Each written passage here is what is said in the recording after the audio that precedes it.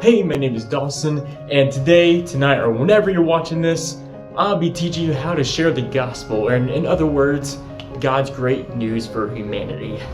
And I know there's a lot of Christians out there that are too scared, nervous, or not willing to push out of their comfort zone and to share the gospel with someone. And I get that. A year or two ago, I was in the same situation. I didn't want to come out of my comfort zone, talk to people. I didn't want to disrupt anyone from what they were doing at the time. And sometimes I was just too scared.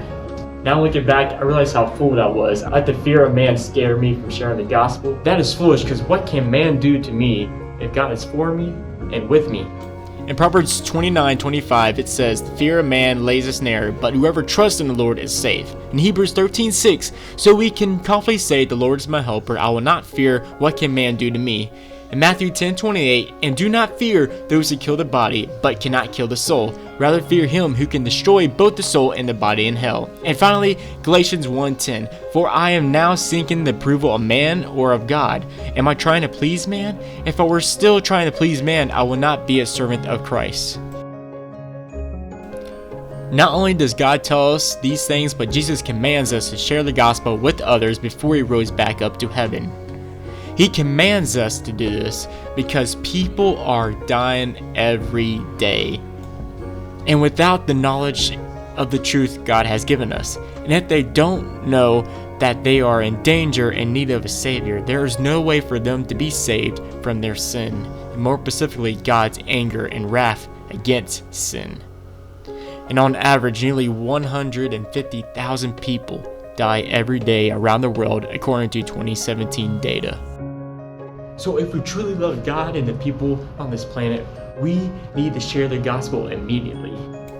And an easy way for the sick in this world to understand their need for the cure and to grab it before they die. And that's what this video is about, how to share the gospel in an easy way, in a way that the lost can understand. I learned this way of sharing the gospel from the one and only Ray Comfort. You can see what I'm teaching you in action on his YouTube channel, Living Waters. Okay, let's move and jump right into what all of you guys clicked on this video for, and that is how to share the gospel. First of all, we need to figure out how to start the conversation. This one was always the hardest for me to do in the past. How do I start? What do I say? Well, the best way to start is to ask a question. This could be about anything. But this is a good way to start because a lot of people just want to hear themselves or their opinion be heard by others. I let that person talk as much as possible, but without drifting away from the main topic of the gospel. What I like to do is ask them about what is the one thing that they fear the most in life. Which I can lead to talking about death and talking about the afterlife. Or you can ask that person, what do you think happens after they die? And then you can tell them what really happens. The next thing I ask is if they think if there's a God or not. Tell them the reason why you believe 100% God is real. I always look at Romans 1:20, "For his invisible attributes, namely his eternal power and divine nature, have been clearly perceived ever since the creation of the world, and the things that have been made, so they are without excuse." And there are so many other proofs you could tell that person, which you can find on my channel and also on the Living Waters channel. And if they don't, again, do the same thing. Tell them why you 100% believe God is real. If you start to strive off and only talk about the proof of God, you got to get back into the gospel, because that's what saves people, not the proof of God, but the gospel itself. The next thing to do is ask if they think God is pleased with them or angry with them. Which should lead to the 10 Commandments, which is how God is going to judge us. What we want to do is to show them that they are not good compared to how God sees what good really is. God sees good as morally right, righteous, and perfect. No one can reach that. Everyone sees themselves as good because their standard and level of good is way lower than God's standard of good.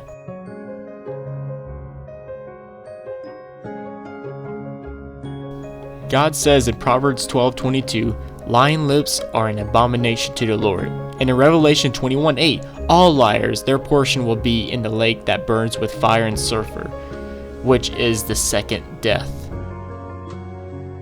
So those who say, well, I lie, but those are just little lies. Or they may say that, well, everybody lies. you could tell them this. What we're trying to do is show those who don't trust Christ that if they're guilty, then God's going to damn them to hell. And we got to show them that should be very concerning to them. And if it doesn't concern them, we got to tell them that very deeply concerns us. After they see they're heading towards hell, then we can ask them the question, then what should you do? They may say, well, then I ask for forgiveness. Or I will change my way of life. Or I'll do a lot of good works or a lot of religious works. The problem with these solutions is that it can't take away your sin or your crimes against God's law. Like a judge in today's courts, if that judge is a good judge, will he or she let the criminal go free just because, he does good works or will not do that crime again? No. Will a good judge let a criminal go free just because he asked for forgiveness? No. Someone still has to pay the fine against the crime. Not right. Well, God judges the same way because he is a good judge. So what we should lead them to is that there's no way for us to enter heaven by our own doing. This should lead them to the real solution, Jesus. They may know Jesus went to the cross, but now it's time to explain why he went to the cross and what it means for us. And Ray Comfort said it best. We broke the moral law of the 10 Commandments and Jesus paid the fine. That is what happened on that cross. If we broke the law but someone came and paid the fine, then we are free from the punishment. Then you can explain the great love that God has for us. God so loves us that he sent his perfect sinless son Jesus to die on the cross for our sin, so that whoever believes in him, meaning whoever repents from sin and puts their trust not in themselves or religion, but in Jesus alone, will be saved from God's damnation.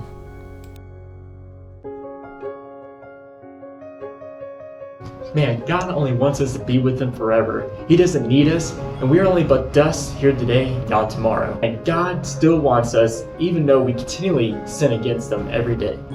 Wow, what a great honor that the holy, righteous God that created everything wants us. Remember to be patient and kind to the people you talk to. Remember always to pray for them afterwards if they want to. If they don't, that's okay. Just continually pray for that person's salvation after that. Also remember that you don't save the person, God is. And it may take some time for that person to be saved. And so don't get caught up with yourself if that person doesn't respond right away. Thank you so much for watching. Now go out there and plant some seeds for the Lord.